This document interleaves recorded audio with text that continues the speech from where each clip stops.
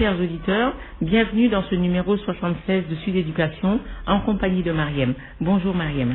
Bonjour Aïda. Mariam, aujourd'hui nous allons faire comme nous le faisons de temps en temps, nous allons répondre aux questions de nos auditeurs, que nos auditeurs nous posent sur la page Facebook de Sud Éducation. La première question, elle vient de Nyalba, qui nous dit « J'ai une fille unique, née en 2014. Jusqu'à présent, elle est désordonnée et ne respecte pas ses parents. J'ai beau la frapper, mais rien à faire, et pourtant elle est intelligente à l'école. Que faire avec elle ?» Mariam, que réponds-tu à Nyalba? Eh bien, bonjour Anyalba tout d'abord et merci pour cette question qui nous a effectivement été envoyée sur notre page Facebook Sud Éducation. Alors, une fille qui est donc née en 2014, si mes calculs sont justes, aurait entre 5 et 6 ans aujourd'hui. Donc, la première chose à dire, c'est qu'à cet âge de 5 ou de 6 ans, eh bien, l'enfant n'a pas encore une personnalité définitive. Donc, on ne peut pas réellement dire que cette petite fille est têtue ou qu'elle est ouverte ou qu'elle est désobéissante. En réalité, tout ce qu'elle va montrer à 90% est plutôt inhérent à son âge qu'à sa nature profonde. Et en fait, qu'est-ce qui est inhérent à son âge? C'est qu'à son âge, eh bien, on teste un petit peu l'autorité parentale. À 5 ans, on commence à avoir gagné une certaine autonomie. Il y a pas mal de choses qu'on sait faire. Par exemple, les enfants de cet âge-là, typiquement, c'est l'âge où ils commencent à s'habiller tout seuls, où ils vont commencer aussi même à se laver tout seuls. Et tout ça, cette nouvelle autonomie va leur donner une nouvelle assurance, où ils vont se dire que maintenant, eh bien, ils peuvent peut-être aussi un petit peu s'opposer aux parents. Ils ont un peu dépassé l'âge du non systématique, c'est vrai, c'est-à-dire qu'il y a là un âge qui se situe à 2-3 ans où les enfants vont être systématiquement en opposition, mais cette fois-ci, ça va être un non ou une opposition qui est un tout petit peu plus réfléchie, où ils ont envie en fait de voir ou de savoir comment vont réagir les parents. Alors la première réaction à ne surtout pas avoir, je pense l'avoir dit tellement de fois dans cette émission, mais aujourd'hui, merci Nyalba de me donner l'occasion de le répéter encore une fois, c'est qu'il ne faut pas taper votre enfant.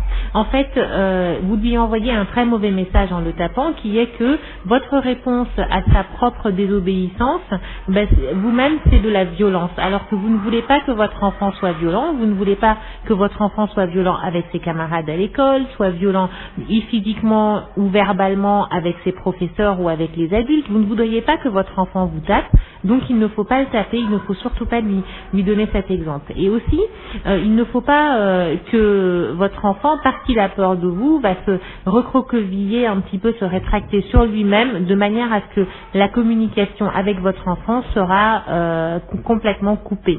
L'éducation, c'est aussi trouver des astuces, c'est un petit peu connaître votre enfant, un peu savoir à quoi il réagit. Il y a des enfants qui réagissent très bien lorsqu'on leur fait beaucoup de câlins, lorsqu'on parle beaucoup avec eux, lorsqu'on leur donne des petits cadeaux, ce genre de choses. Eh bien ça va beaucoup les encourager en fait à aller dans le sens de leurs parents. Et il y a aussi des enfants qui ont besoin de sévérité. Donc alors à ce moment-là, vous pouvez tout à fait être strict et sévère, c'est-à-dire que votre enfant est désordonné, vous lui dites tu ranges ta chambre, si tu ne ranges pas ta chambre, tu ne sortiras pas de ta chambre. Ou tu ranges tes jouets lorsque tu as fini de jouer, parce que sinon tu ne joueras plus avec ce jouet. Et là vous vous y tenez, c'est-à-dire que si vraiment il ne range pas le jouet, eh bien l'enfant ne pourra plus rejouer avec ce jouet jusqu'à un temps déterminé que vous aurez déterminé.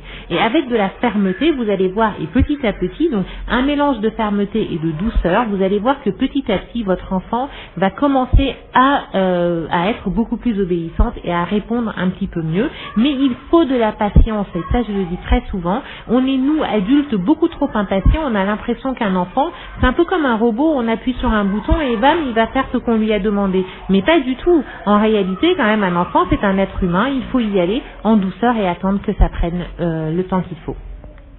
Alors Mariam, la seconde question nous vient de Fatou, qui dit ceci: j'ai aussi une fillette de 3 ans qui est à la maternelle en moyenne section. Comment puis-je procéder pour la renforcer dans sa scolarité?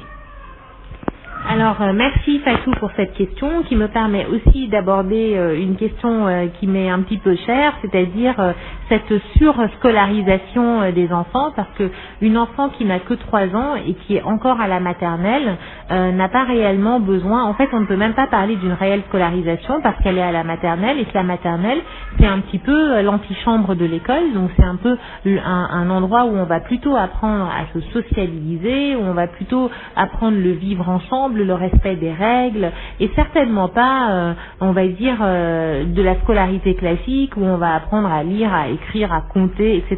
Donc ça c'est l'acquisition du savoir se fait complètement autrement à la maternelle, donc on n'a pas du tout besoin d'être renforcé quand on est à la maternelle. En revanche, ce qu'on a besoin de faire avec les enfants de 3 ans, c'est de les stimuler énormément intellectuellement, c'est-à-dire que c'est de les encourager à réfléchir, à utiliser toutes leurs aptitudes intellectuelles, donc c'est-à-dire par les jeux, en achetant des jeux de société et en jouant avec ses enfants, c'est extrêmement important parce que beaucoup de parents achètent des jeux et stockent des jeux. Bon, ça ce n'est pas très intéressant. Par les discussions, c'est-à-dire avoir des interactions très fréquentes avec les enfants, raconte-moi ta journée, qu'est-ce que tu as fait, qui sont tes amis, etc. Par les travaux manuels également, donc faire des travaux avec ses enfants, de la pâte à modeler, de la cuisine, la participation aussi aux travaux de la maison avec ses enfants peut être extrêmement pédagogique. Alors, Mariam, très rapidement, je vais te poser la question de Chère Tidiane, qui va être la dernière, qui nous demande, est-ce que l'enseignant a toujours son rôle d'éducateur? A-t-il le droit d'intervenir dans l'éducation de ses élèves? Alors très bonne question. Alors c'est une question à laquelle il est facile de répondre assez rapidement parce qu'effectivement je l'ai déjà abordé dans une autre émission d'ailleurs où on parlait un petit peu des limites du rôle de l'enseignant. L'enseignant c'est un enseignant, donc qu'est-ce qu'il fait? Comme son nom l'indique, c'est quelqu'un qui enseigne, donc qui transmet du savoir. Mais c'est vrai quand même qu'il transmet à travers le savoir qu'il transmet, il transmet aussi des valeurs morales, mais il n'est pas un parent. Il peut observer des manquements des parents à travers l'attitude des enfants. Il peut y avoir même des enfants qui sont traumatisés parce qu'à l'école, parce qu'à la maison on les tape ou parce qu'à la maison on les traite vraiment mal et l'enseignant va reconnaître ces symptômes parce que les enseignants sont aussi formés pour reconnaître ça et alerter les autorités de l'école s'il le faut. Mais l'enseignant reste quand même quelqu'un qui transmet du savoir. Donc il n'est pas là pour taper l'enfant, il n'est pas là pour le corriger parce qu'il a été par exemple insolent. Là ça rentre dans vraiment la discipline de l'école. Il y a des choses que l'enfant ne doit pas faire quand il est à l'école, mais pour ce qui relève de son éducation, ça reste à 95% la responsabilité des parents, et comme vous le savez, je le dis souvent, les parents n'ont pas le droit de transférer leur autorité parentale au risque de se retrouver face à des dérives. Merci Mariam pour toutes ces réponses, merci chers auditeurs pour votre fidélité et pour vos questions. À très bientôt. Au revoir.